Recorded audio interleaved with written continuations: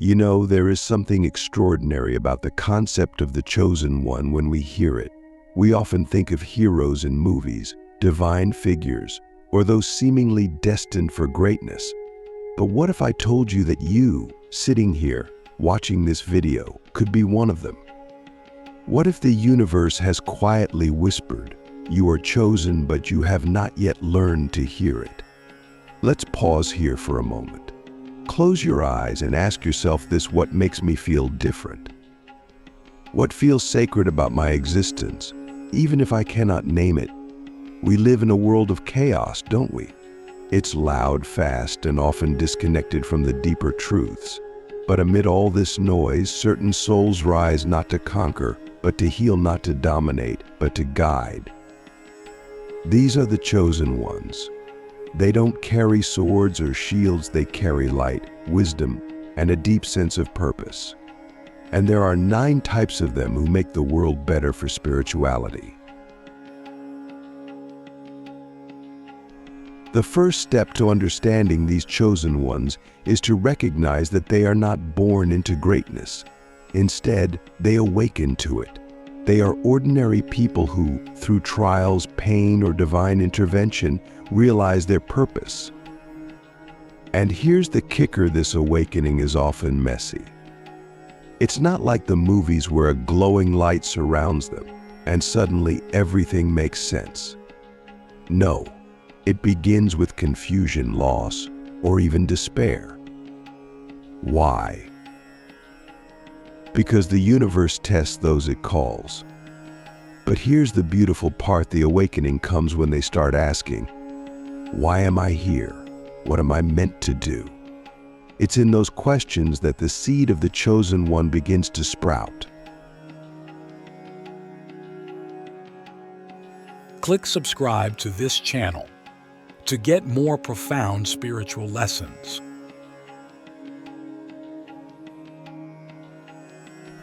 Now, let me tell you about the first type of chosen one, the healer. The healer is someone who feels an unshakable need to mend what is broken, whether it's a person, a community, or even the planet. But here's the paradox: most healers have first been broken themselves. They've walked through the fire of suffering, and through that fire, they've learned how to hold the pain of others without being consumed by it. Are you a healer? If you've ever felt the need to stay up late comforting a friend, or if you've ever cried for the world's pain as if it were your own, you might be. The second type is the seeker. Seekers are driven by an insatiable hunger for truth. They question everything: society, religion, even their own beliefs. Seekers are not content with surface-level answers. They dive deep, often at the risk of alienating themselves from others. But their courage inspires those around them to question too. And the third type, the bridge. These are the people who connect worlds. They might bring together science and spirituality, or ancient traditions with modern life. Bridges remind us that nothing is truly separate. They are the ones who show us that logic and intuition, light and shadow, are all part of the same whole. Let me stop you here. Think deeply: which of these resonates with you? Are you a healer, a seeker, or a bridge? Or are you something else entirely? The truth is, these archetypes are not about putting people into boxes. They're about showing us the many ways that divinity works through human beings. And here's the most important thing to understand: chosen ones are not perfect. They stumble, they doubt, they even fail. But what sets them apart is their willingness to keep going, to keep serving, even when it's hard. There's a strange truth about those who are meant to make the world better: they rarely have it easy. If you've ever felt like life keeps throwing you into chaos, like every step forward is met with resistance, it's not because the universe is cruel. It's because those who carry the light must first learn to hold it steady, even in the darkest storms. Think about this for a moment. Why do the strongest trees grow on the windiest mountains? Why does fire refine gold? There's a reason the chosen ones face trials. The challenges aren't punishments. They're preparing. If you're meant to guide others through the storms of life, don't you think you need to know what it feels like to survive one yourself? Let's talk about the fourth type of chosen one, the protector. Protectors are the guardians. They shield others from harm, sometimes physically, but more often emotionally or spiritually. But here's the thing about protectors: they usually don't realize their own strength until they're forced to. Life has likely made you fight for what you love, stand up for what you believe, or protect someone who couldn't protect themselves. And in those moments, you may have felt like the weight of the world was on your shoulders. But that's exactly what shaped you. Protectors aren't born with shields, they become the shield because life gives them no other choice. The fifth type is the visionary. Visionaries see the world not as it is, but as it could be. They imagine futures that others can't even fathom. But do you know the price of being a visionary? It's isolation. When you see things others can't, when you dream of what others deem impossible, it's easy to feel alone. People might call you crazy, unrealistic, or too idealistic. But here's the truth: every great change in history was once just the crazy idea of a visionary who refused to give up. And then there's the alchemist, the sixth type. Alchemists are the transformers. They take the raw, broken materials of life, pain, loss, failure, and turn them into something beautiful. If you've ever faced a situation that seemed unbearable, yet somehow found a way to grow from it, you've tasted what it means to be an alchemist.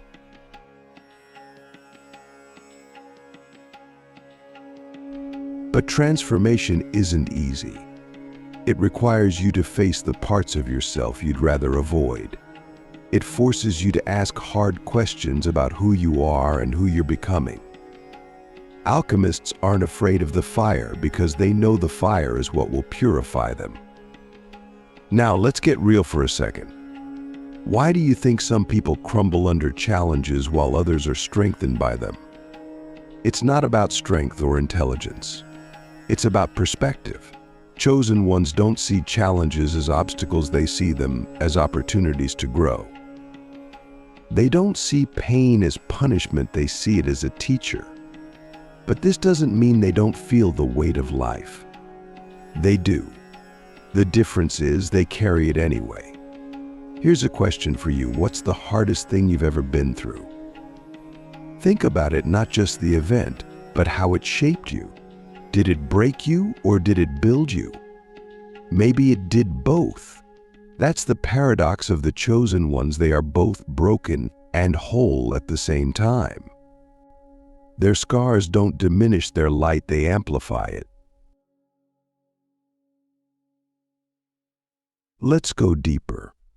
Have you ever noticed how the people who seem to have the most wisdom are often the ones who've suffered the most? That's because wisdom doesn't come from books or lectures. It comes from experience, from falling down and getting back up, from losing everything and finding out who you really are without it. Chosen ones don't just survive, they emerge. Stronger, wiser, more compassionate. Think about the protectors, the visionaries, the alchemists. Their paths are not easy, but their impact is profound.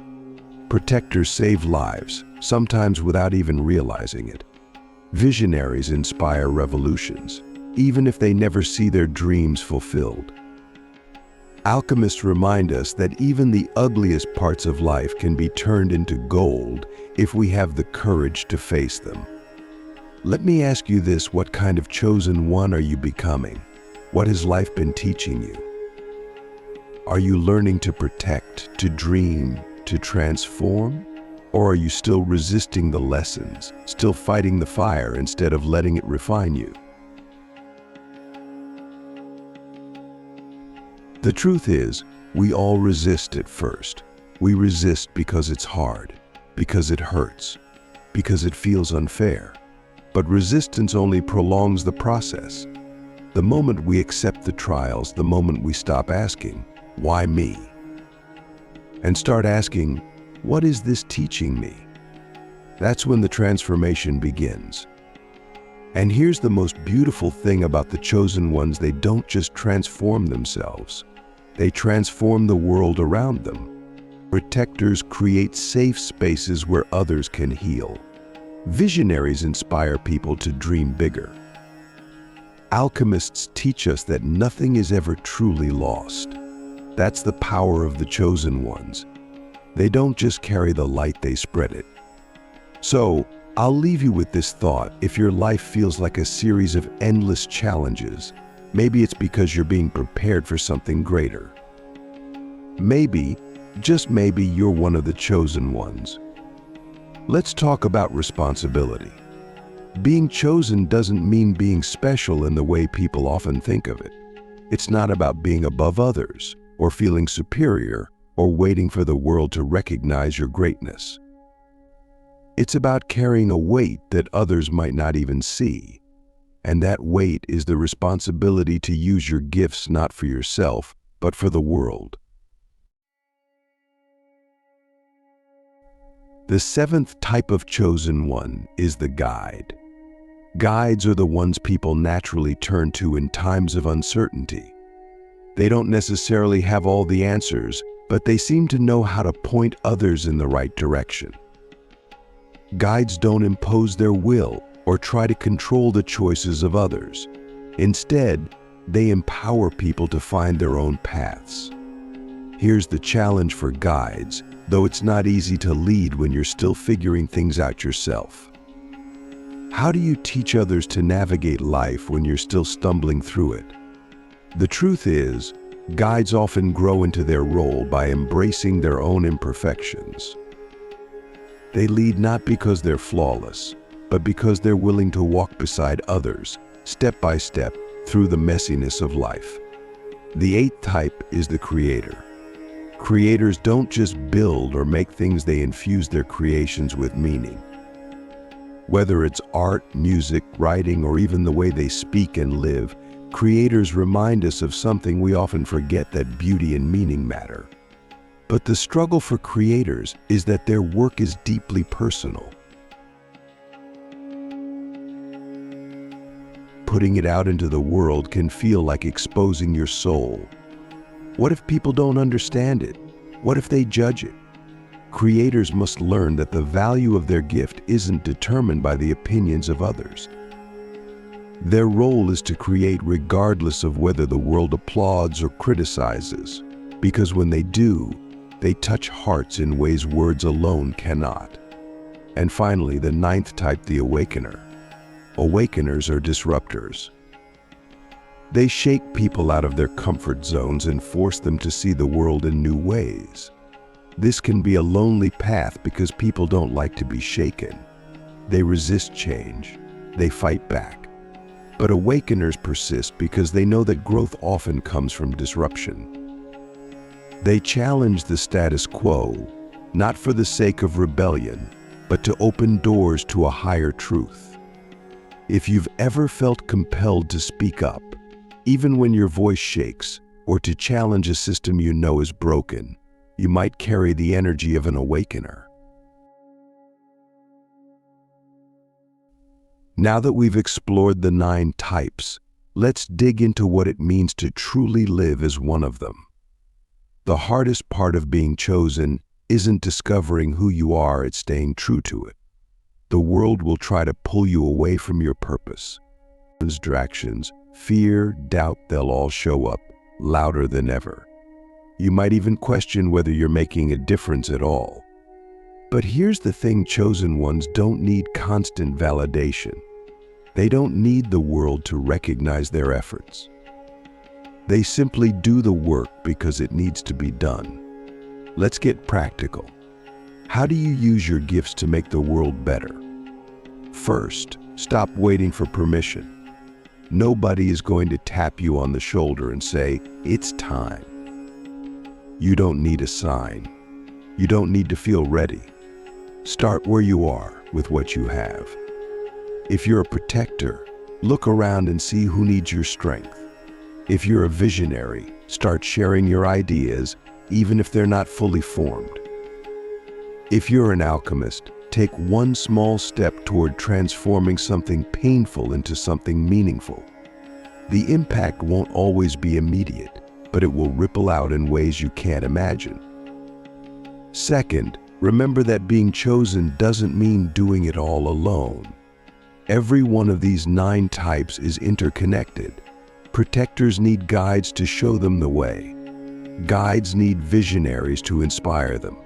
Creators need awakeners to challenge them. None of us is meant to carry the entire burden of the world alone. Find your tribe. Surround yourself with people who lift you up, who challenge you to grow, and who remind you of your purpose when you forget. Third, embrace the fact that your journey will often feel messy and imperfect. There will be times when you feel like you're failing, times when you wonder if you're even on the right path. But here's the truth: the chosen ones don't have all the answers. They don't always know what they're doing. What sets them apart is their willingness to keep going, to keep trying, to keep giving, even when it's hard. And here's the most important thing: being chosen isn't about changing the entire world overnight. It's about changing one life at a time. Sometimes, the greatest impact you'll have is in the smallest moments: a kind word, a helping hand, an act of courage when it's needed most. Those moments might seem insignificant to you, but to someone else they could mean everything. Think about the 9 types: protectors, guides, visionaries, alchemists, creators, awakeners, and the others. They're not superheroes. They're human. They struggle. They doubt. But they show up anyway. That's what makes them chosen. Not perfection, not power, but the willingness to step into their role, no matter how hard it gets. So let me leave you with one final thought. If you've ever wondered why you're here, why life has shaped you the way it has, why you faced the challenges you faced, it's not random. You are here for a reason.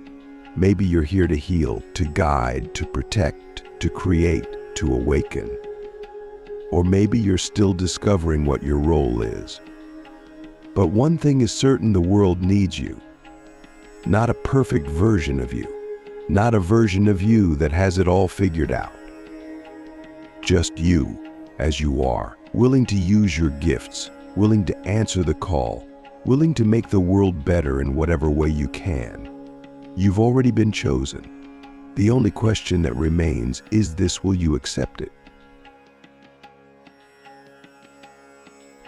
There's something so often misunderstood about those who are chosen.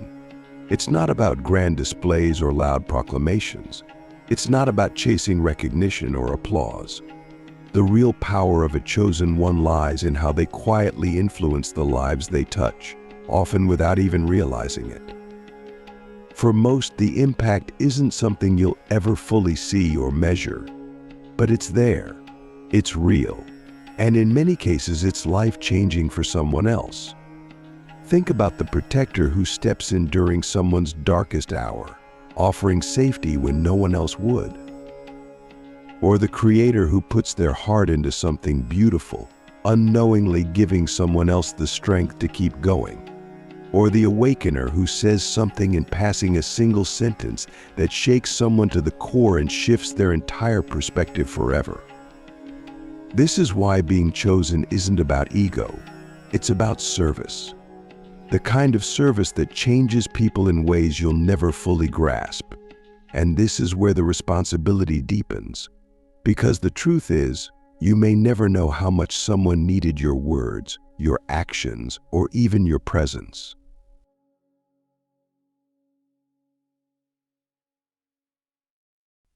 But here's the hard part: living as a chosen one is often lonely. There will be days when it feels like you're giving and giving, and the world doesn't give back. Days when you question why you even bother.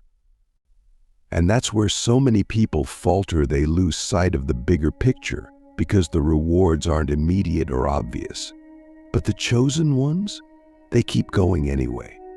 Not because they're stronger than others, not because they never feel doubt, but because they've realized something profound. The work they're doing isn't about them. It's about something greater. Let's talk about patience. This is one of the hardest lessons for chosen ones to learn. Visionaries, for example, often see what the world could be long before anyone else does. That can be frustrating, even heartbreaking. It's hard to hold on to a dream when the people around you don't see it yet. But patience isn't about waiting passively. It's about staying grounded in your purpose, even when the results take time. Creators struggle with this too. You pour your soul into your work, and sometimes it feels like no one notices. But the truth is, the value of what you create isn't determined by how many people see it or praise it. Sometimes your work will reach exactly one person, and that one person might need it more than you'll ever know. And for guides, patience means something entirely different. It means letting go of the need to control how others grow or evolve. You can point someone in the right direction, but you can't walk the path for them. And sometimes you'll watch them stumble. Sometimes they'll take the long way around. But that's okay. Your job isn't to force their journey. It's to trust that they'll find their way in their own time. The same is true for alchemists. Your gift is transformation, but transformation doesn't happen overnight. It's messy, it's uncomfortable. And sometimes it feels like you're stuck in the fire longer than you can bear. But the fire isn't there to destroy you. It's there to refine you. And when the process is complete, you'll see that all the pain and struggle were part of something much bigger than you imagined.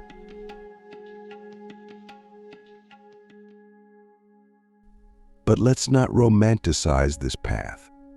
Being chosen isn't easy. There are days when it feels like a burden you never asked for. Days when you wish you could just blend in, stop caring so much, stop feeling so deeply. But the truth is, you wouldn't trade it. Because even on the hardest days, there's a quiet knowing inside you that this is what you were meant to do. So how do you stay grounded in this role, especially when the weight of it feels heavy? First, you need to take care of yourself. It's easy to lose yourself in the needs of others, to give and give until there's nothing left. But you can't pour from an empty cup. Protectors need moments of rest, where they don't have to shield anyone. Guides need time to reflect on their own path. Visionaries need space to dream without judgment. And alchemists need time to step out of the fire and simply breathe. Second, you need to remember that you're not alone. Even if it feels that way sometimes, there are others like you, people who are also carrying their own light, fighting their own battles, and making their own quiet impact. Seek them out, learn from them, support them, because the chosen ones are stronger together. And finally, accept that you're not going to get it right all the time. You will make mistakes. You will doubt yourself. You will feel like you failed. But none of that disqualifies you. There's no perfect way to fulfill your purpose. The only thing that matters is that you keep trying. The responsibility of the chosen isn't about being flawless or infallible. It's about showing up, even when it's hard, even when it hurts, even when no one else notices. And here's the most beautiful part: the impact of your work will outlive you. The protector's kindness will ripple through generations. The visionary's ideas will shape futures they'll never see. The creator's work will inspire people long after they're gone. The awakener's words will echo in their minds long after their voice falls silent.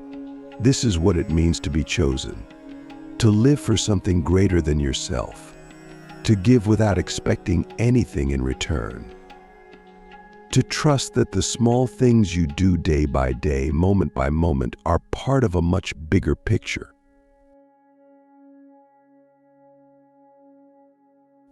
So, if you've ever felt the weight of this responsibility, if you've ever wondered why life has shaped you the way it has, know this: you're not here by accident. Your gifts, your struggles, your path, they all matter. They're all part of something greater, and the world needs you. Not for what you might become someday, but for who you are right now.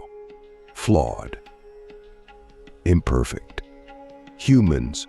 The light you carry doesn't have to be blinding or perfect.